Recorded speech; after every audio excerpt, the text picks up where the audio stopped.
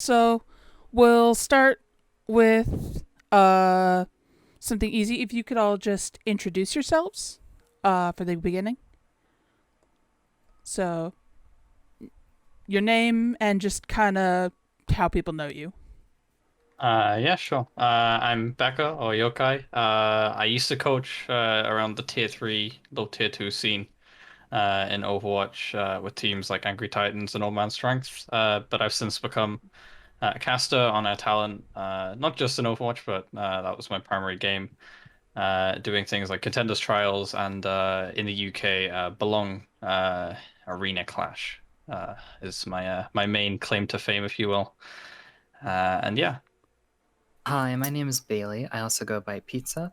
I'm an esports event coordinator. I work for production companies. I used to be our event director at Elohel Esports, and I also used to coach Overwatch in Contenders NA and in NA Open Division. Hi, my name is Bree, but you can call me Rammy. I'm a trans, gay, and plural content creator for Overwatch. I'm a Twitch and Discord partner, and I previously played support for the Dojo and GOATS. We'll start off with how did you choose and you can talk about either or both your IRL name or the name you go by online. Was that influenced by something? Is that a cool story? Or is it just kind of whatever? Uh, I guess I'll start. There's not really a big story behind either of them, but my gamer name Yokai was a bit more of just a random story. I used to go by I think it was Rewinds or something way back when like I used to play Call of Duty on the Xbox and I had like my clan name, if you will. And I needed a new name and I was talking to my friend and I was like I kind of like I was really into anime at the time, and I was like, "Hey, this is kind of cool." I kind of like the idea of like being sort of demonic. And then they just randomly threw at me yokai, and I was like, "That sounds kind of cool." And then I set it as my in-game name, never really changed it, and then that's sort of how I kind of grew into the name yokai. As for Becca, I tried a few names when I first, realized I was trans and started coming out to people and such, and none of them really stuck. And then my a really close friend, another trans girl, uh, suggested, "Why don't you try Rebecca?" And the second she said it, I immediately sort of like, "Oh, that kind of fits," and almost immediately it just kind of stuck with me. And well, yeah, now it's been a year since then, so just kind of the second I heard it and was suggested it by a friend, just kind of stuck with me. So Bailey is actually my birth name, so I'm a little lucky there that I was born with an androgynous name. Growing up, I hated my name actually, but once I transitioned, I kind of fell into it, and it just fit really well. So it's something that I've always been really appreciative of. And if I ever have kids, I'll try to give them an androgynous name as well, so they don't have to worry about that. For my gamer name, I have a very simple and boring story. When I was in high school, I wanted a new username, and as a by an accident, we were talking about pizza in my friend group, and then someone called me pizza as like a miss by misspeaking, and then as a joke that stuck, and everyone called me pizza. And then so when I went to switch my name, I kept pizza and used it ever since. Excellent. Pizza is an excellent name. I'll just chime in and say that. Thank you. Okay. So I actually came up with the name Brianna. It's spelled really weird. Brieannah.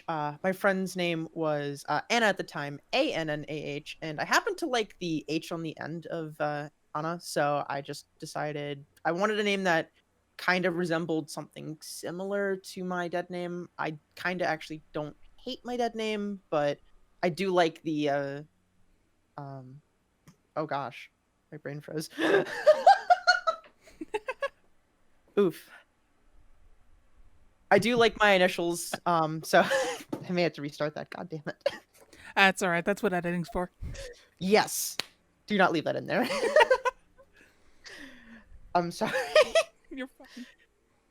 So I ended up going with the name Brianna because I end up actually not hating my dead name, and I do like my initials. So my friend at the time, when I was coming up with my name, actually went by the name Anna, Annah, and I happen to like the name Bree, so I went with Bree Anna, Brieannah, and that's what I stuck to. Awesome. Okay. Have certain games or kind of esports scenes have been particularly meaningful to you? I know we're all at some level into Overwatch, but you don't have to talk about that if you don't want to. Or Who likes Overwatch? Yeah, right? what's that game? Is that the new Blizzard title? The only reason people like Overwatch is to make fun of Overwatch, it feels like. Yeah. I guess we'll just continue this order then. In terms of esports scenes, I'm very into League of Legends. Like for about a year now, I've been playing it, and it's really enjoyable to me. But the esports scene for me is also very big, not just because it's, massive, but also the fact that they're very, what's the word? They're very sort of empowering of the LGBT community. And last year, there was a big argument over them partnering with, I believe it was a company from Saudi Arabia or something, but they had a lot of, homophobic and transphobic connections. And the entire broadcast community, the LEC, just basically boycotted it and said they wouldn't cast if they didn't, revert the partnership. And they're always, on Pride Month, they always have the flags up. I just seen this weekend they have the poros in the crowd with all holding Pride flags, so that's always nice. And seeing something like that is always very kind of it picks me up a notch when like you see a lot of hate happening towards the LGBT community and things like that. So seeing that sort of thing at such a high level is really kind of inspiring and kind of keeps me going. But in terms of just general games and such, I have been playing Fire Emblem for probably 16 of the 19 years I've been on this planet. I picked it up like at my cousin's house on a GameCube when I was 3 or 4. I just loved the strategy side of it. And since then, I think I've owned pretty much every Fire Emblem game since then. And I'm actually currently staring at a special edition of Three Houses just above me. So if I had to pick any game series outside of esports, that would probably be what I'd go for. Awesome. I guess from my end, Overwatch obviously has been very impactful for my life. I've always been super into gaming, but I was never really into esports. I used to watch a lot of StarCraft, a lot of League of Legends, but once I got into the Overwatch community, I just was able to find my stride with esports. And originally, I got in competing and then coaching, and to me, that helped pull me into the community where I started organizing events, where I was able to turn that into a career in esports, organizing events and working on productions. So I think for me, Overwatch, even though I don't play it now, I haven't opened the game in about a year and a half, but it still holds a very like dear place in my heart because it was where I was able to kind of find something I enjoy in life. And also for me, the Overwatch community specifically, as we all know, has a very large LGBTQ community, which for me was really great because I never had that before. Like, I guess in person, I never really had that big community in high school or college. But when I got into Overwatch, I was really able to connect with a lot of people that helped me find my place and kind of discover myself. All right. Had to think about this for a second. So I used to play Counter-Strike Global Offensive. That used to be the main game I would play sports-wise. I never really competed in the game. I wanted to. I played with friends. We did really well on ladder. Though one day when Overwatch was, nearing coming out, my friends gave me an ultimatum. You can play Counter-Strike alone, or you can play Overwatch with us. I did not want to play Counter-Strike alone. Who would ever want to do that? Don't do that to yourself. But I obviously fell in love with Overwatch. I think the first night I played it for like 15 hours straight. It was nuts. And ever since then, I've been in absolute love with this game. Even if the game frustrates me sometimes, and even if the community can be a little frustrating because I'm targeted because I'm LGBT, I love this game too much. I just do. It's crazy love. Yeah, I can definitely see that. So this one may or may not apply to you. So, kind of answer to the best of your ability or whatever. Did being trans have any impact, positively or negatively, on your decision to go into your chosen career? Um, I think for me it was it was very upfront in my decision because I loved casting and I'd already started to make the shift over to casting when I went to university because I'm doing like a fabled esports degree at university, but it's they provide a lot of resources for broadcasting, which is great for me because I wanted to go into broadcasting and see how that all worked, behind the scenes and things like that. And uh, I'd started to really get into the broadcasting side of things. And then after, exploring my gender a lot more, realizing I was trans, it kind of made that a bit difficult because, I started to yeah, I didn't feel very like any differently about my own appearance or anything like that, but I started to be more aware of it, more conscious of it, and it made it very hard for at least a few months to even go on camera or anything like that. And even my voice, now I've kind of settled on it. I'm a little bit, easier about it. But for the first while, there was a lot of voices for it, so I really struggled to do any work in that time, and it pushed me for a while whether or not I really did want to did I love casting enough to put myself through that? But, over the last few months, I've started to do casting again, and I still love it as much as I used to. So luckily, it didn't negatively impact me too much, but it definitely had an impact on it. And I think me having to, like, me dealing with that really also helped me find myself a lot more because I dug deeper and I was like, I eventually had to come to a decision where this is me. This is like the me I need to, I'm going to show to the world. And yeah, I guess in the end it was worth it because I love casting too much. You can't hear me nodding.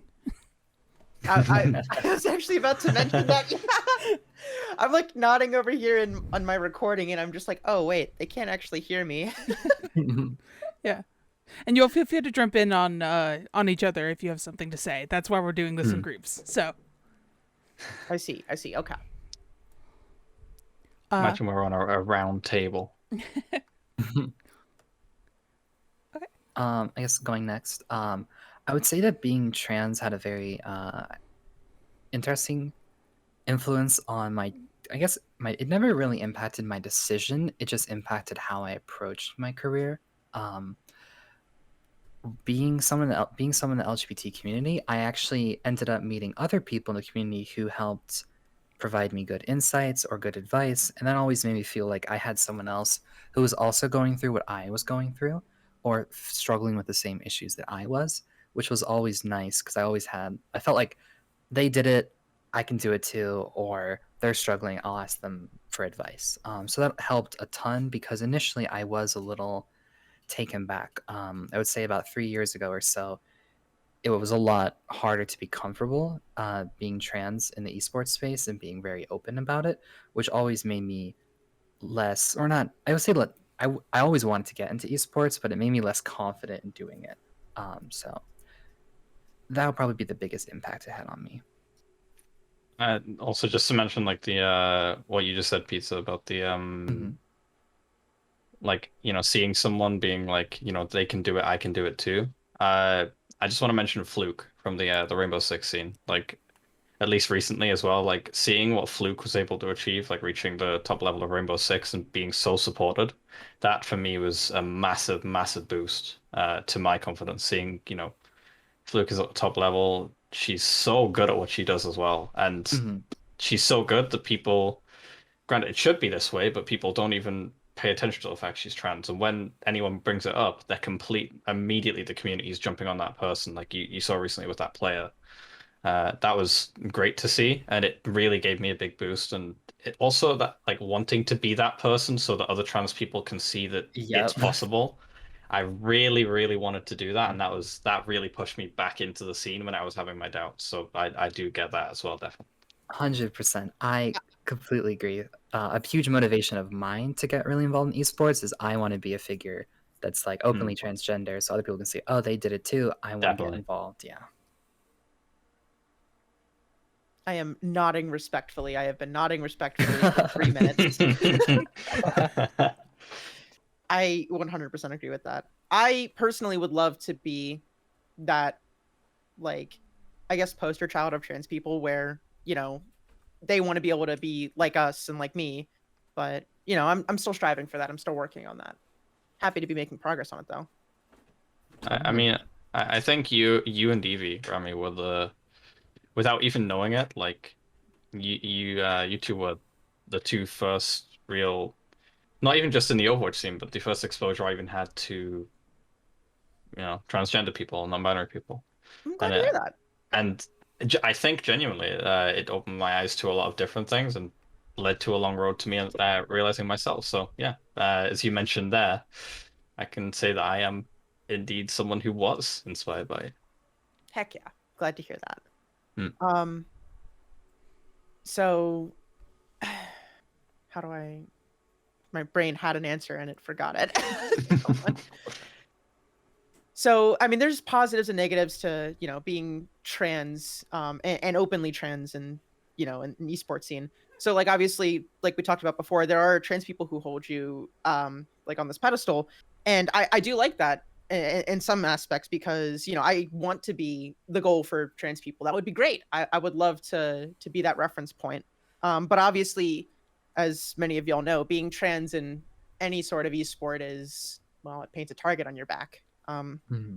I was terrified to come out initially. I had come out quietly on my stream to a few viewers when my stream was very small, but the majority of my viewers didn't know I was trans, and the majority of people in Overwatch never knew I was trans. And the reason why is because the team I was on at the time, which was GOATS, a lot of the players in that team were particularly homophobic, to say the least.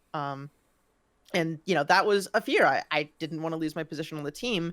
I didn't want to be seen as a lesser teammate, but obviously I was neglecting this part of myself that, well, I really wanted to let out. I did eventually come out, and things did eventually work out. They didn't really mention it. They did mention it a couple times tangentially, but my time on that team was not much longer on there, to say the least. So, it ended up working out. Being out of the closet as a content creator is much better than being in the closet. I will happily say that. And also the thing you mentioned there, Rami, as well about like being fearful of like losing your position, and in your case it was on GOATS. I think for me, I had a much more positive experience in that regard, where that I was very comfortable coming out because in my position in that case, belong, uh, I knew how open and accepting the people behind the scenes were. So I knew that that role was going to be safe, and that kind of gave me. It obviously wasn't the whole story behind it, but it gave me a much more. I felt much more comfortable coming out, so I can see how much that affected me positively, and I can easily see why it would make it so hard. So yeah, I can see that. I would love for esports to be a place where that is the Yeah, norm. Please, one day. definitely. Well, I Please. I totally agree because when I went through my esports journey, I just never brought up that I was trans in the groups or the jobs or the teams that I was on because I didn't want it to be like a contention point or have stuff. Because like I've even had instances where I was trying out for a team as a coach, and then some players would like say like a slur in the scrim, and I'd just be like, ooh, like internally just cringed. And I'm like, it's such a great opportunity for me. And the fact I had to weigh that in my mind, I think is just really sad and very Yeah, depressing. we shouldn't have to be at that point at all. Completely agree. Mhm. I agree. Pizza, you were one of the reasons that I felt comfortable coming out and being as loud about it as I am at Elo Hell. Oh, I really appreciate that. And that's something I did like want to make a big impact. I think this is a bit of a tangent, but I think especially in like I guess like corporations or groups or jobs, it's really important to have diversity at a high level so you feel like, oh wow, there's this diverse person at the high level. I can be open because they're open too, or they're like me. And I think it really helps you feel comfortable being in that space. And it's extremely important. Mm-hmm. Yeah. It's. Well, sorry. Go ahead. Oh no, go ahead. You're the one actually on mic. Okay. I was just gonna say.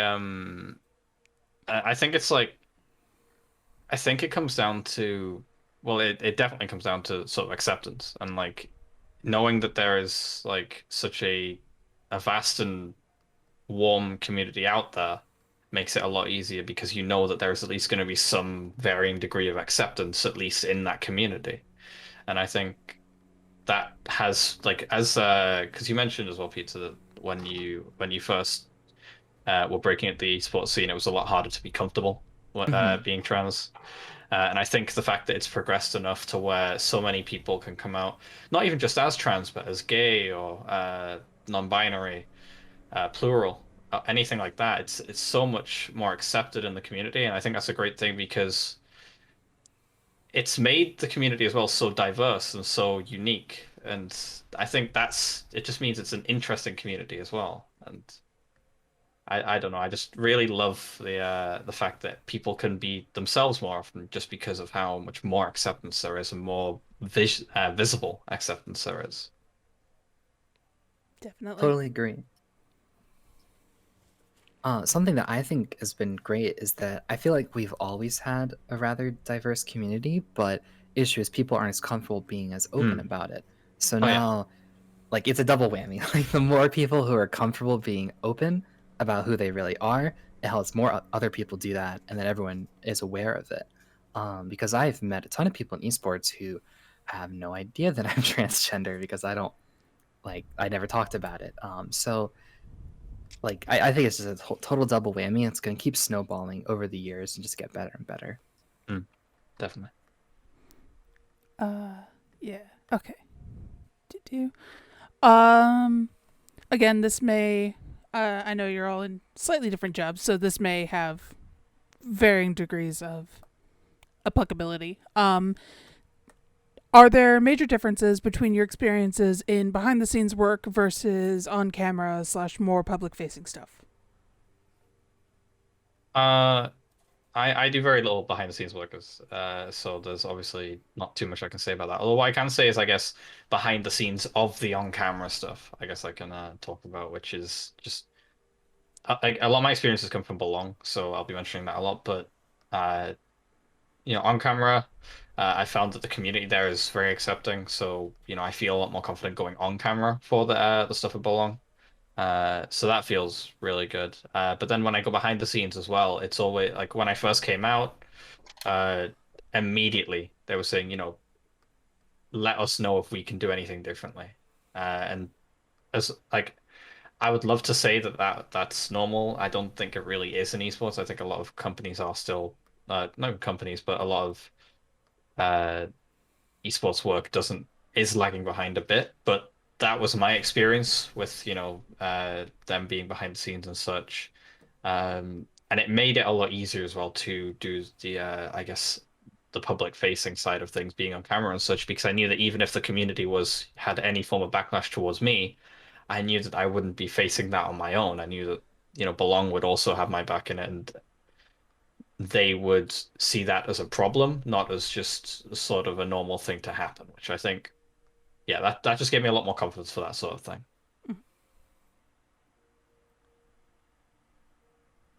Makes sense.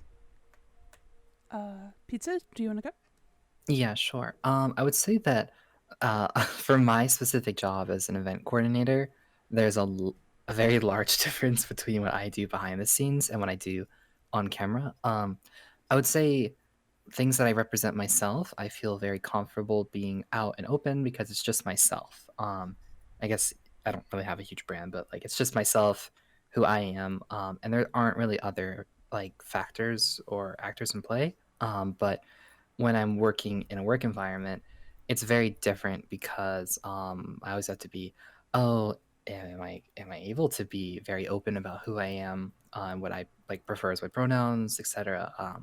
So I do unfortunately have to balance, I guess, different personas depending on the place that I'm in, just because uh, it's kind of sad to say, but I want to kind of best protect myself and my career. So I have to kind of juggle the personas or how I present myself based on the group that I'm in.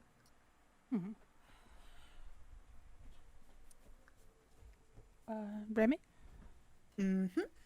So, I mean, a lot of people assume streaming is just, you press the start stream button, you come on camera if you have one, and you play a game and entertain people. But that's only like one facet of streaming.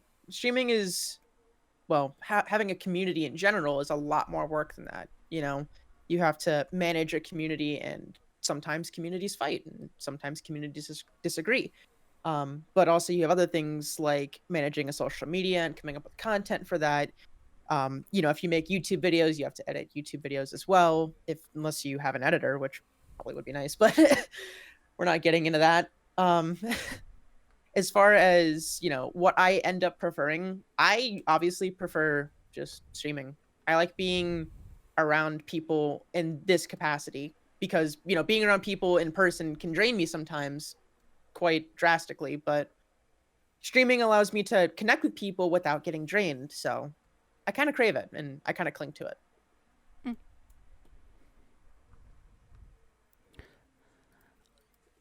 Do you present yourself differently to teams that you work with versus a more general audience?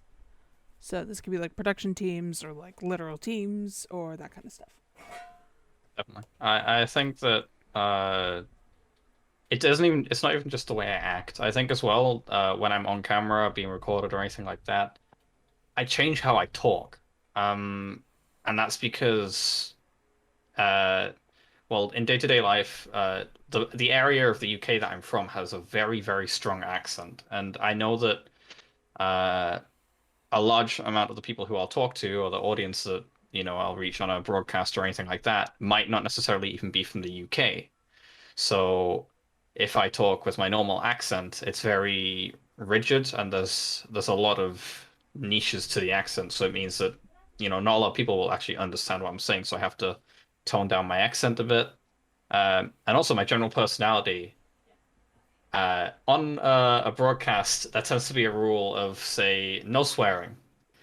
In day-to-day life, I swear a lot, and it's not even down to me being aggressive with it or anything. It's just how I express myself. I will swear a lot just for no reason, just because it's the best way of expressing my personal the way I feel about something. Um, and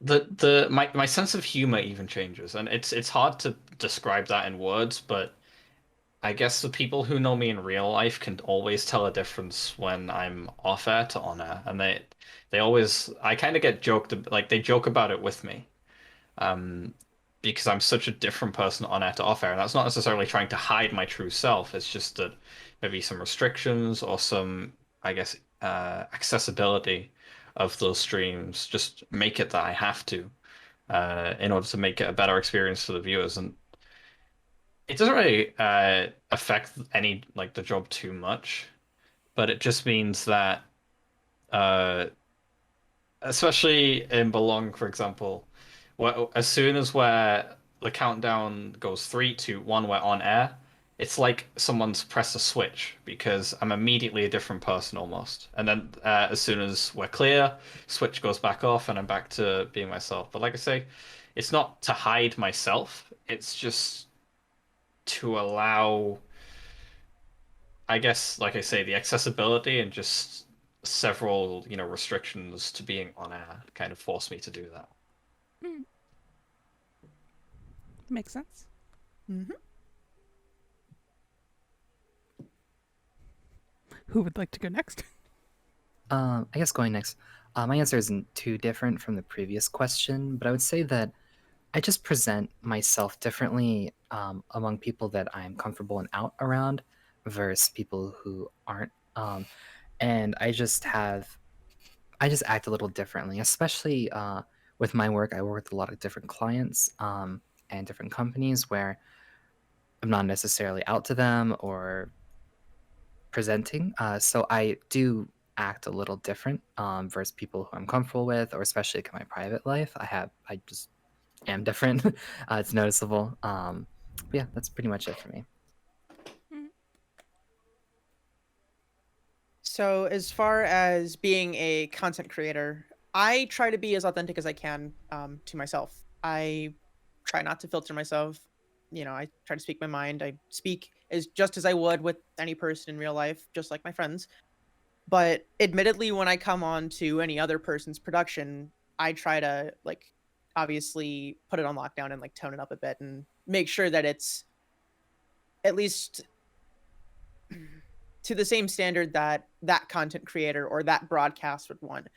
It's not that we're filtering like swears or anything like that. I mean, I do swear and I do filter those as best I can, but it's more like I don't want my personality to like take over the show or also just, be a hindrance to whatever production we're doing. Does that affect the kind of work you do in any particular way, aside from, trying to adapt to the situation and that kind of stuff? So, I mean, I don't really go on a lot of different productions as a streamer. It does happen where I come on to stuff for Elo Hell, for example. But I don't really change much for Elo Hell, primarily because the kind of content I create and the person that I am on my stream doesn't really conflict too badly with, obviously, Elo Hell productions at all. But for something like, let's say, if I was on like a show with other streamers, like maybe I would tone things up a bit and like maybe be a little more out there, but otherwise I really don't change much. I'm pretty bad at filtering myself for one, but also there's not really much that I think I need to change. I could be wrong on that, but it doesn't really change much for me personally. Mm-hmm. You can't hear my finger guns, so here we go again. Okay. So this one, I tried to workshop the wording a little bit. You can answer to whatever extent you feel comfortable. Oh boy. Yeah, I know, right? Hmm. Have you ever faced professional discrimination, and has it affected what kind of jobs you accept or you look for? For me, it's never really came up, but that's because a lot of the work I've done has been, around, I guess, pre-existing contacts and such, and people who I kind of knew were like comfortable and accepting and such. I'd never really branched away from that when finding, casting work. Um, I can't think of a time where it's really affected me too much. The fear of it has definitely affected, and that's partially why I haven't really branched out, um, and looked for work elsewhere per se.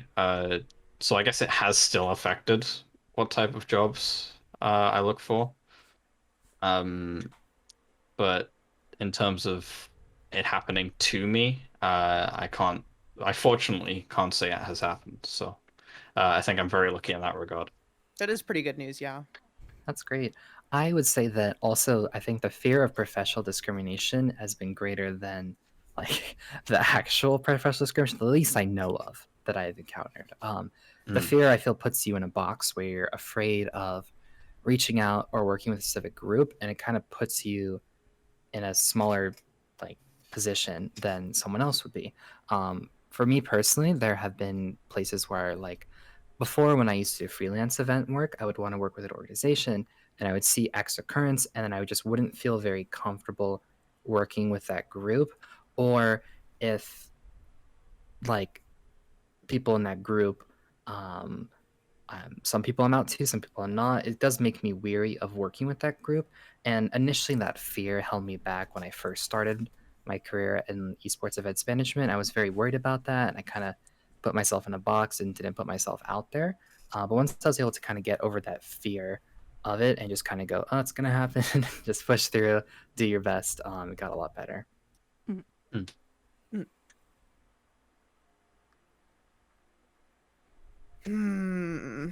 This is going to be I don't know if this is going to be too long. I'm going to try to keep it short. So I do have kind of a professional discrimination experience. It has nothing to do with being LGBT, but it has everything to do with being plural. For those who don't know, I am plural.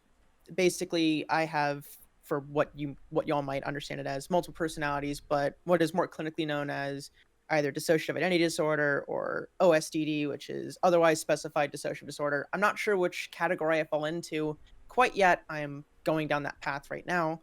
But basically, multiple people basically run my head. And I started to figure this out a little while ago when I was on a team. And I noticed one of my triggers ended up being a character that was becoming relevant in the meta. Obviously, that is not ideal when you're trying to play in a professional setting.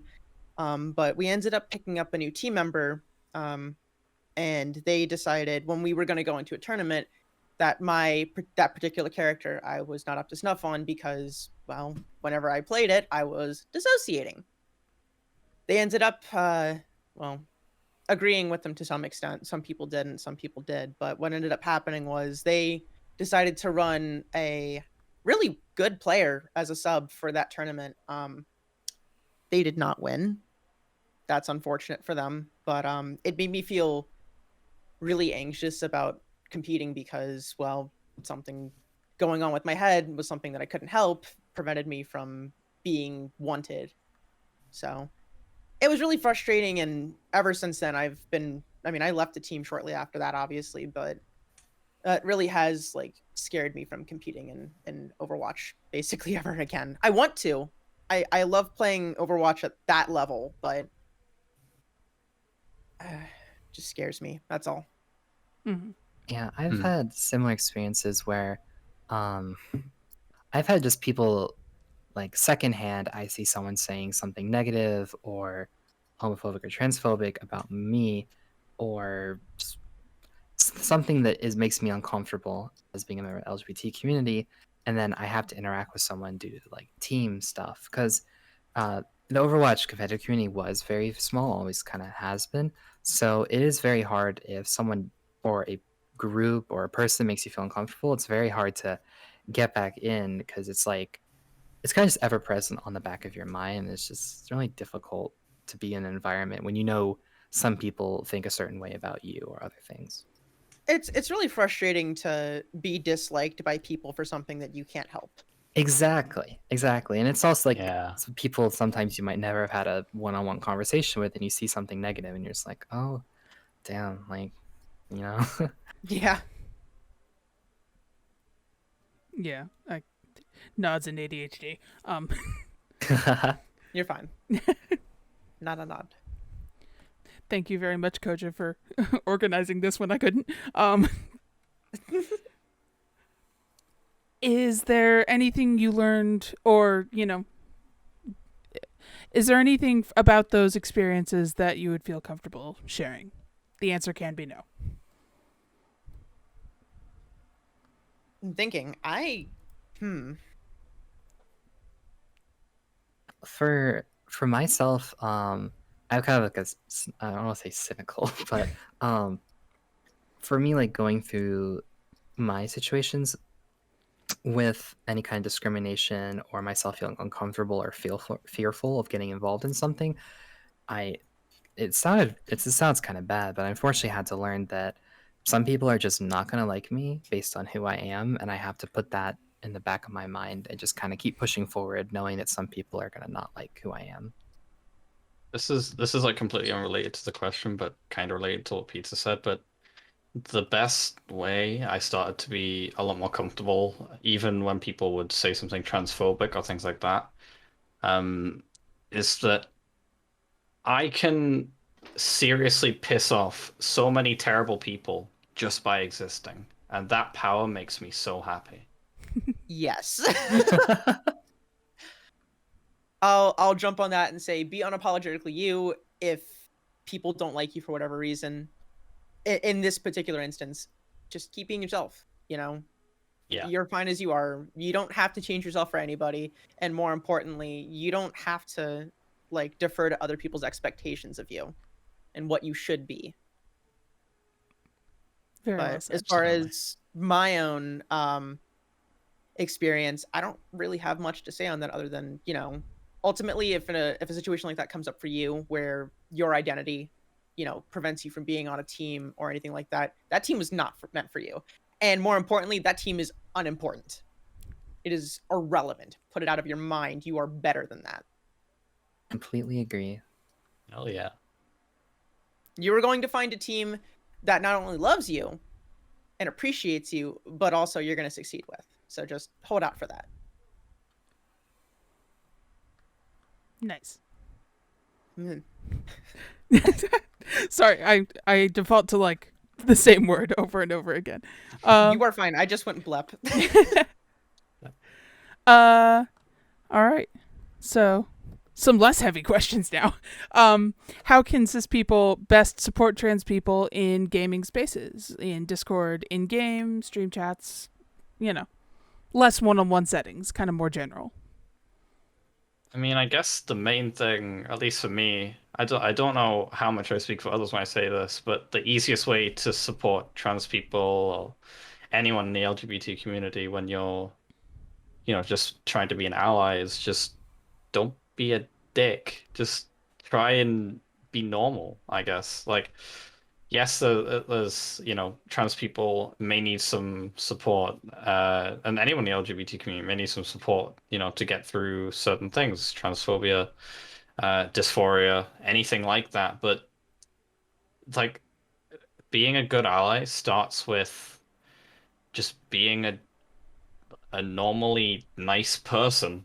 You don't really have to, at least to me, you don't really have to go too far outside of that and just being a considerate person to really be a good ally, I guess. Standing up for us if, you see things going wrong, if you see people picking on people, calling people out. But again, like that goes for anyone. That doesn't just go for the LGBT community. So I think as long as you're just sticking to the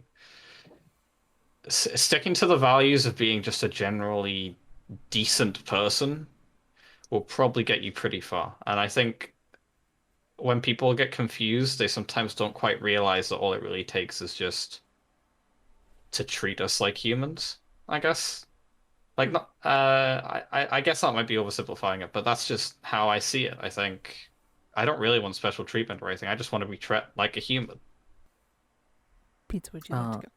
Yeah, sure. I believe that I think cisgender people can best support transgender people and non-binary people in gaming spaces simply just by being casual and Yeah. open about it. I think there's a lot to just exposure and being very casual, like, oh, this is my friend, they go by these pronouns, or oh, actually, they go by this. And just small, very casual conversations, correcting people on gender, or just having general discussions about those things with people that you know, I think goes a really long way. I know for myself, a couple years ago, I didn't know anything about gender, LGBT community, or being trans until I encountered it or had people talk to me about it. So I think just exposure and just talking to people about it goes a really far way for just awareness and understanding. Hmm. Yeah. I mean, I think I guess I have a strange look on that as well because when I got with my girlfriend, she was very lost on all of things, and I think as well another thing that would really help out cis people is knowing that. Granted, it depends on the person, but I think if you don't understand something and you don't want to risk, you know, upsetting or hurting someone, it's just to maybe ask. Now, maybe like not asking, ridiculously uh, personal and specific questions, but if it's something about, you know, uh, understanding things on a better level, just I think just not being afraid to ask as well is another thing that could help out. But just being aware that like not every trans person will be open to that is something to keep in mind. Totally, definitely. Mm-hmm. So, in my opinion, the best way to support trans people in gaming spaces as a gamer, speak out against hate. It is Yeah. not that hard. It does not take up that much time. More importantly, it is the right thing to do. Trans people like us face so much hatred in games on a regular basis. You will stand out in our minds as a freaking hero if you stand up for us. More importantly, you'll actually be a decent person. You should just do it anyway.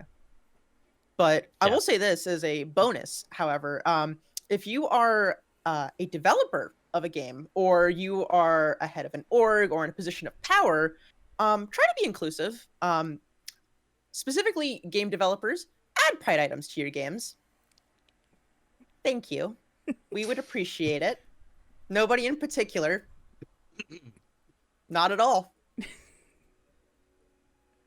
Nope. Nope. Nope. Nah. Excellent. Moving swiftly on. Yeah. Oh my goodness. Okay. Anyway. So yeah, I'm pizza sorry. has to go very soon. So Yes. I that's have fine. 22 minutes. I'm oh, still you okay. 20. I miss under. I had to I go remembered it 3:30 as 10 Pacific. minutes. So Oh, you're good. Well, now it's 21 minutes. True. um, Burn okay. daylight. From your perspectives, has anything changed over time? I know, this was talked about briefly in the beginning, but yeah, in the gaming industry, either positively or negatively relating to trans representation or the treatment of trans people, and what are some examples? I think it's hard for me to talk about the whole gaming industry because up until maybe a year and a half, 2 years ago, was criminally uninformed about a lot of the LGBT community. So I can't really talk about anything prior to that. But I remember it seemed so foreign. Thinking back to when there was only really one or two, popular trans or non-binary, even LGBT in general names in the Overwatch community. I remember back then I was a really stupid teenager in college, and I remember just the people around me. It seems so foreign that someone, would be transgender. Seems so strange. And yet 3 or 4, like 4 or 5 years even later, I'm sat here on a panel talking about my experiences being transgender in esports. So it's it felt very foreign, but it feels like it's become a lot more. It kind of comes back to what Bailey said earlier, where it's as one person to step forward, then another person hasn't. It's made it a lot easier for more people to step forward. And I think the biggest thing that's changed is just acceptance. I think there's so much more widely accepted uh, throughout the esports community, and it's went from a thing that, like I say, seemed very foreign, and it didn't seem. It was very hard to wrap my head around as a strange 15, 14-year-old uh, child, teenager, uh, to now being something that I think is not only just taking over the gaming industry, but even when I go to work on a daily basis at uh, what would be your standard working class UK job is now plastered with LGBT information stuff all over the walls. So it's not even just in the gaming industry, but in all walks of life in general. It seems to definitely be becoming a lot more, I don't want to say mainstream, but it's becoming a lot more prevalent in general lives, which I think is a good thing because it means so many more people are going to be informed and so many more people are going to be accepting. And I think that's at the very least going to make it so much more safer to be out uh, in this weird and wonderful world. I totally agree. I would say that for me, the biggest thing is what you mentioned that I touched on before is that there's just more people who are Yeah. open and accepting, and there's more people supporting you. There's more people who are like you, and everyone's just louder, gayer, and more proud about it, and that's what matters. And I would say especially too, like in a professional setting, a couple years ago, saw nothing when I was working. But now, like, it's very common. Like, all my coworkers are aware about issues. I've even had job trainings that had LGBT things at like a very standard 9 to 5 office job, and I was like, oh wow, I'm so surprised. And I think I'm going a little off topic, but especially in the gaming industry, great thing is just you see your games, they all have LGBT representation or items or discussions, especially in Pride Month. Like, so many people are doing things that you just feel like accepted, and people like see that, and that's great because a couple of years ago, I don't really remember anything. Like, growing up, I remember nothing of the sort. So for me personally, I just feel so much more accepted and comfortable that all these things are taking place. I mean, the gaming industry as well. Like a lot of like even one of the most popular games of the last 5 or 6 years has the main character as a trans girl. Celeste. I believe was it a trans girl. I think it was a trans girl and non-binary. I can't really remember that too well, but regardless, the main character was revealed to be a trans girl, and it is one of the Mhm. most popular games of the last few years. Um, and as well as that, you see even outside of gaming, you see comedians. One of my favorite comedians in the UK, James Acaster, completely started ripping into another comedian, Ricky Gervais, because Ricky was known for having a very transphobic routine. So James Acaster just completely wrote an entire routine on Ricky Gervais just to show him, see how he would like it. And it was great. And it's becoming more normal. And I don't really care for transphobes being completely destroyed. That's not like my goal. Although that is always a nice side effect. But uh the fact that more people are just standing up, more people are saying this is not weird, it's normal, it's accepted. That for me is the biggest turning point. And like I've said, not just in games, but everywhere, it's becoming more normal. And that for me is the biggest thing that's changing, and it's the best thing that's changing. Definitely. Yeah, I would say personally, what's changed over time for me is obviously more people being openly LGBT in general. I'm happy to see that personally, as Mm. should everybody. But one of the bigger things for me is that, like, obviously, like you mentioned, people vocally speaking out against transphobes, bigots of all kinds, and things like that. And honestly, I think that's what we need more of. Yeah. That's a great example. But I personally, as far as orgs, I'm not sure if I've ever seen an org do this. However, I would love to see more orgs, I don't know, police players on player conduct when it comes to things like that, maybe a little harsher on that. I'm not trying to say that you should, kick them off the team or anything because of that. All I'm saying is you should really speak up for people who can't speak up themselves. You are in a position of power, you have the ability to do that. Maybe you should. Mm. That's what I I would like mean, more of. the only closest thing to an org I can think of that has done anything like that is the LEC last year, Hmm, the European League of Legends league, where they had that partnership right. with I believe it was a company based in Saudi Arabia or something, but they were funded by a transphobic company, or maybe it was by the King of Saudi Arabia. But regardless, they have a lot of anti-LGBT laws. Mhm. Um, and the whole of the LEC stood up and got that partnership, which was bringing in a lot of money, completely reversed. And they didn't go through with it, which I thought was, it's the only example I can think of, but I think it's a great example of, some very big names in the esports scene starting to Yeah. finally step up. That being the only example you can think of is why I just said more of it needs to happen. Yeah, oh, I agree that we need more. It's just Yeah. I was just trying to think of any form of example I could think of to put No, here. I completely understand it. That's exactly why I mentioned it though. Is just because like Mm. I can't think of a reason or any org that did this, but like, maybe that should happen more. I can think of many orcs that did the reverse, but we won't talk about that. Yeah.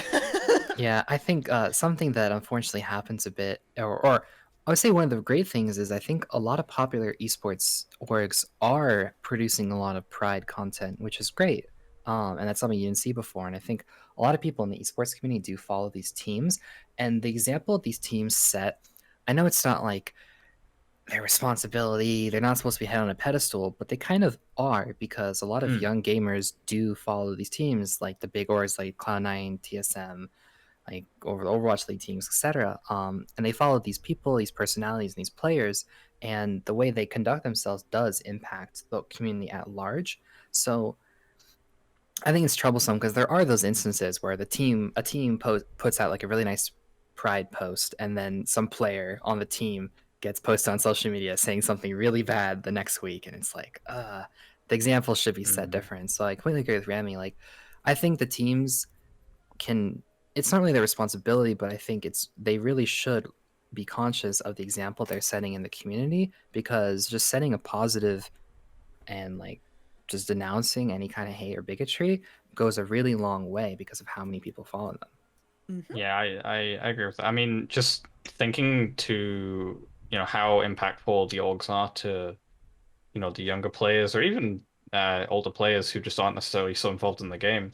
Hmm. I'm just thinking back to, when I was a kid and I was watching old Call of Duty montages and stuff, and thinking back to like FaZe Clan and Optic and stuff, and how big of an impact they were uh, on me as a kid. So, thinking back that, these Overwatch League orgs or even the LCS or LEC orgs, they're all going to be impacting, younger players. So they do need to be, you know, taking advantage of that. Not taking advantage, but, using the fact that they are going to have that influence to put forward some good values, some ideas that yes, this is normal. It's not weird for this to happen. And also just being careful as well to not spread the wrong messages, the wrong values. Totally. With lots of influence comes lots of responsibility, Yeah, and you should definitely. use it. You should use your power responsibly. Use it for good, not for evil exactly. or negligence. That's also a thing. Definitely. Do any of you have examples that you'd like to shout out of games or orgs or communities that are doing really well at this right now? I think the LEC is always what springs to mind for me when it comes to a good, nice representation because it seems in every single shot of the LEC broadcast over this weekend, there was a pride flag or some form of representation somewhere. And it doesn't have to be like front and center. Sometimes they have full camera shots on like the stands where normally obviously there'd be a crowd there, but they have like plushies in the crowd holding pride flags and have pride flags on the rafters and stuff. But when you're on the caster desk, there's just a little plushie with a flag in the center of the shot. When you're on the analyst desk, some of the analysts are wearing pins. They don't have to be front and center, but just having some representation in the shot, it felt like there was probably, single digits worth of minutes across hours and hours of footage that didn't have some form of representation in it. And I think that's, really great. And I wish and I hope that in the future, more leagues, even within League of Legends, will start to, you know, take this sort of take the LEC as an example of what can be done because I think they are the best example, at least that I can think of in esports right now, that are doing really well at, representation and inclusion. Mhm. Do you all have Uh, anything you want to add? If not, that's fine. We can move I on. guess to add, I also watch a lot of League of Legends, and I think the NALCS, the North American League of Legends Professional League, does a very similar way where a lot of teams, for example, change their jerseys for Pride Month, which I think is a really great way of just subtly kind of just helping see. And all the organizations, like I know it's really small things are kind of silly, like changing your logo, changing your jersey, putting on a Pride pose, but all that stuff kind of adds up, and I really like to see it. So for me, that's something that I personally really appreciate as a big League of Legends fan myself. Right, to get on that sort of thing, I think. I've been staying rather quiet about this because I've been trying to think of something, but the fact that I've had several minutes to come up with an answer and still haven't come up with one means that more needs to be done. That's fair. Oh, definitely. Yeah, that was Yeah. my only example. Yeah. Which it's really sad. Like we want this, and it's not like we hate esports or anything because this doesn't happen. We want this change to happen. It's just right now it's not, and obviously with what you mentioned before with League, that is amazing. I would love to see other games do more like that and other tournaments do more like that. Mhm. But as of right now, It's yeah, not happening. it's not happening. Yeah, we need more. Yeah, That's what I have to say on it. Yeah, that's fair. Cool. Okay, wrapping up. What is one thing you would change to make productions more inclusive to trans people? And go ahead. I would make every single stream overlay everywhere just use the colors pink, white, and blue. And there must be flags up and down the sides. Everywhere you look, there's a flag. No, I think That's just what the cis want to believe that we want. yeah. That's sort of why I opened up with that. It was to pander to the transphobes and bigots that believe that is actually what we want. from production. But no, I think just small thing. Like I think one thing that I think would be really cool that some broadcasts could do is maybe just like, for example, showing a caster's pronouns when they show like they show their social media, they show their name, social media. I think just having a little section that just shows their pronouns, even if they're cis, just to normalize that, because I think it's similar to the situation about putting your pronouns in your bio. It kind of makes it more normal to be aware of someone's pronouns rather than just assuming them straight up. Um, that's a very niche change that I think might not make too much of a difference. It's just more like, I guess, a quality of life sort of thing. But there's not. I don't think there's too many things I can think of that will make the production more inclusive, aside from sort of something that's out of their hands, which is, bring in more trans talent, more non-binary talent, more LGBT talent. Mm. But that's not really in the production company's hands. It's down to if the trans people want to be on camera, if the trans people want to become, casters, analysts, all these sorts of things. And I just think the biggest thing is to be aware. I think aside from, little niche things like changing the overlay to have a little bit of a, pronouns here and there, or just changing the color scheme entirely, I'm still up for that idea. But no, I think just being aware and being aware of the impact that your broadcast can have, um, and trying to utilize that in order to spread a positive message rather than accidentally not being aware and spreading a negative message. I think that's the biggest thing, is just awareness. Mm-hmm. Makes sense. Fun fact, one of the tournament overlays that I've designed is all pink, white, and blue. Oh yeah. That should be used for every single tournament you ever run at Elo Hell now. I will let them know. Nice. I guess I'll go next. So something I completely agree with Becca in the way of just, I think small things go a really far away. Something that I personally do at my work, which I always find a little silly, is I send out team sheets to all of our participants that I ask them to fill out, and it's just casting information.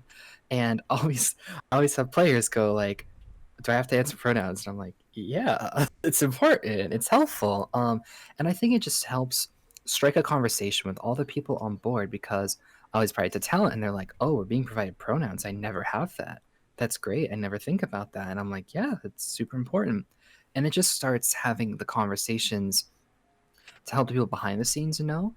And then I also think something that is, I think, really impactful on a broadcast is, I think, people feeling comfortable doing these roles. For specific production, there's a lot of on-camera jobs that require you to be very public-facing. And I think it can be very, very difficult, because a lot of people who are LGBT or minorities or anything, they get on broadcasts and they just see negative comments about themselves. And that's something that does happen a lot.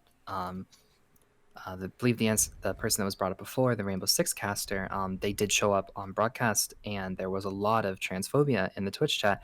And it's such a small thing that should be taken care of like, oh, you have a big tier 1 esports broadcast, you should be policing your Twitch chat. And happened with Overwatch League, with people spamming emotes when minorities came on broadcast. And that's something that overall, I think is small things that you should protect them, the vulnerable people in your productions. You want to make them feel comfortable in your space by protecting them from just the negativity. And it's very small things like, oh, put on filters, don't let these bad words be said, or actually have someone like moderate your chat or your socials to just cover that stuff and protect people from hate and make them feel comfortable in these roles.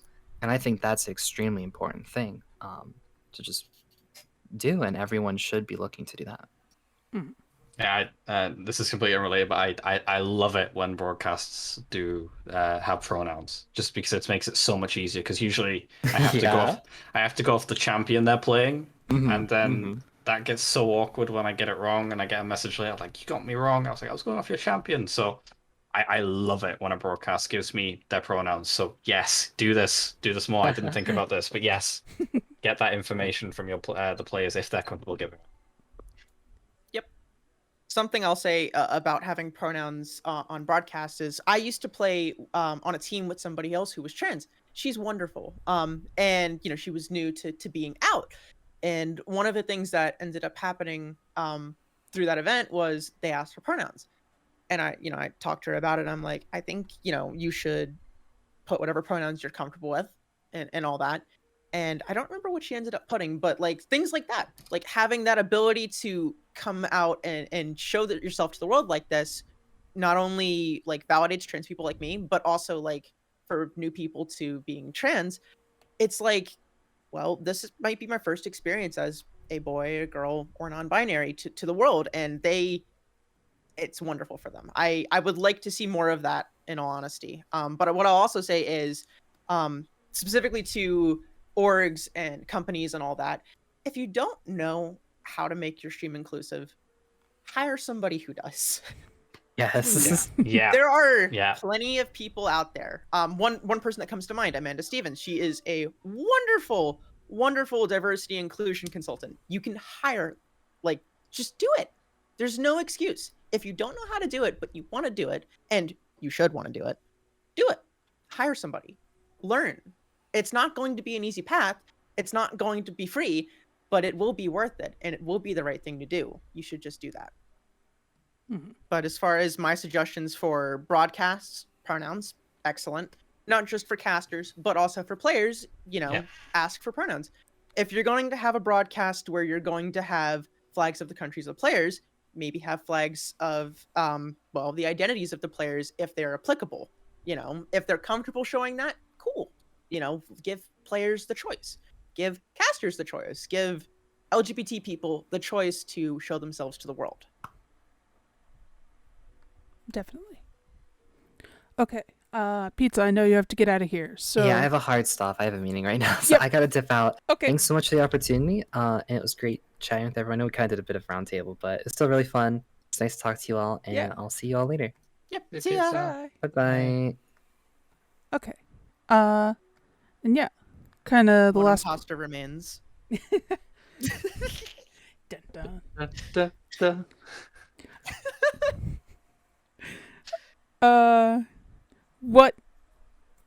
What is one thing or what do you wish the public knew about trans people?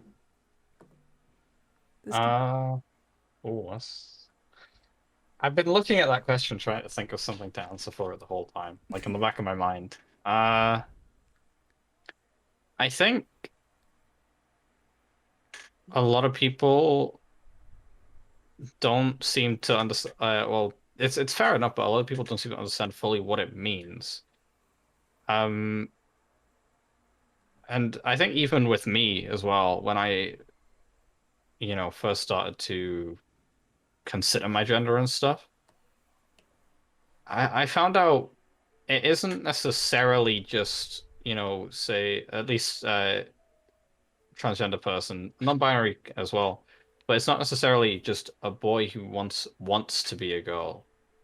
In many cases, it's actually,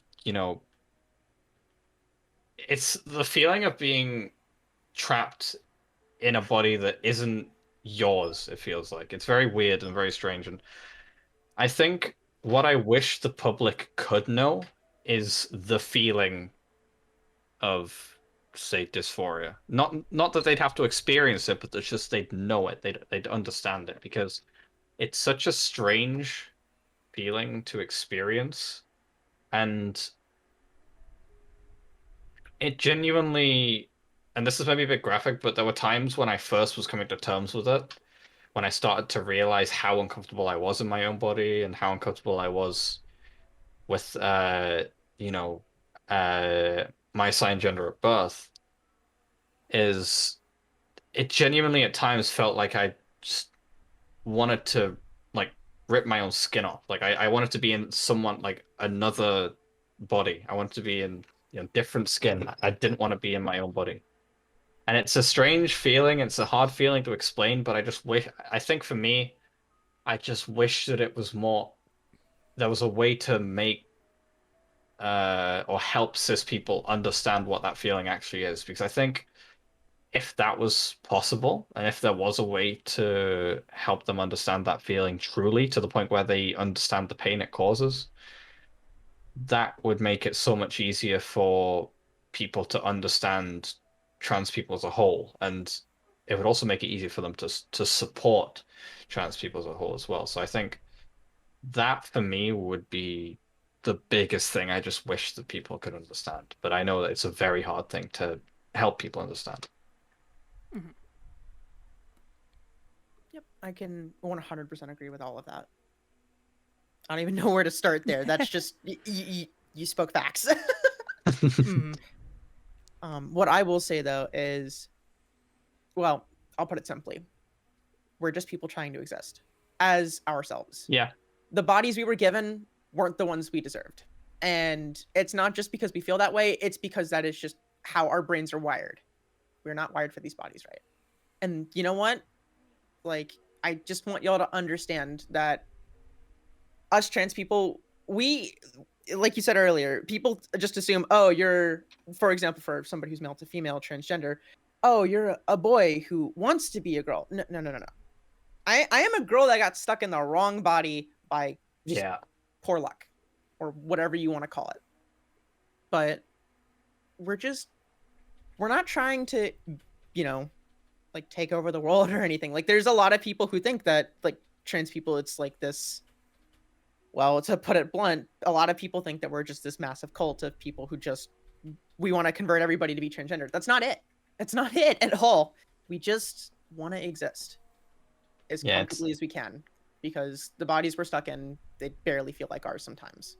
Yeah, So it's no. I feel like I might cut you off a bit there, but yeah, it's. I feel like that is the big thing. People seem to think, oh, trans people want to take over the world and make everyone trans and gay. And don't get me wrong, I would love more trans gay people, but that's not it.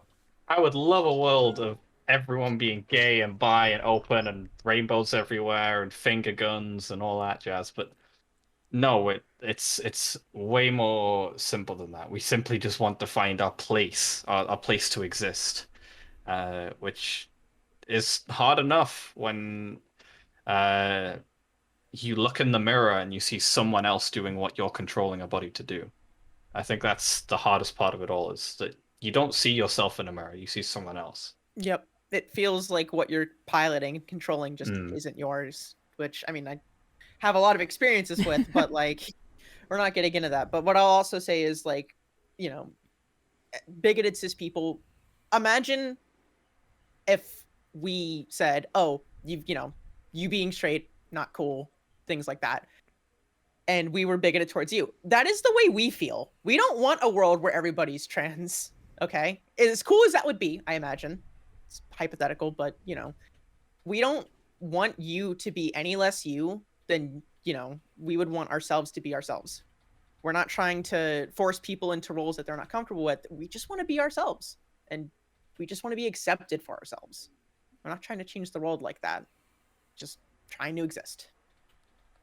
Being trans is interesting because it's something that I simultaneously would encourage my best friend to explore. Like if they aren't comfortable with their gender, I'd encourage them to immediately, just try. Just like if they were uncomfortable with that, I would never push someone to do it, but Yeah. it's something that I would simultaneously, support my best friend through, but I also wouldn't wish it on my worst enemy. I was gonna say, yeah. It's such a flip of, it's amazing to be yourself and to like understand yourself and be able to show yourself to the world, but it's such a painful thing to go through as well that I wouldn't wish it on anybody For all of the at the same pleasures. time. Sorry. No, I was just saying that was me finishing up, just saying at the same time. Oh, gotcha. Okay. For as wonderful as gender euphoria is, and being able to experience that for the first time and for the first several times, gender dysphoria on the other hand is, well, literal hell. So yeah, I would also not wish on anybody, not even my worst enemies, even if they aren't transphobic. Like maybe that would make you understand, but also I still wouldn't wish it on you. It's There are awful. better ways. There are better ways. It's called learning. Yeah. The first time someone referred to me as she, I cried, but also the first time I realized, I will never be seen as a real girl to some people, I also cried. So it's a very 50-50 situation. And like I say, I'd support my best friend through it, but I would never wish it on my worst enemy at the same time. Yep. Me nodding into the stratosphere. Yeah. Okay. That is everything I had. If there's anything you want to add, go nuts. Otherwise, I will end the recording. I I don't can't know say about be gay Rammy, do but crimes, so yeah. I added everything in that final question. Yeah. That's kind of what I did. Yeah. Like I said, I can't say be gay do crimes, so don't do that. But Be the world. homosexual and do not obey the police. Maybe we can say it a different way. I don't know. I don't think we can say that either. Well, what is the closest thing we can say to be gay do crimes? Push the limit. Be Be be homosexual. homosexual. Push the limit. Push your limit. Yes. There we go. Perfect. That better be the last scene of the of the recording, because that's beautiful. I don't know. Okay. Limitless gave me hire me, so we'll see. You know what? No, let's just put hire Liz. Hire Liz. Hi, Hire Liz. Liz. Yeah. Do it. This is wonderful. Wonderful person. Hire. Do it. Or else. Beautiful. Okay. All right.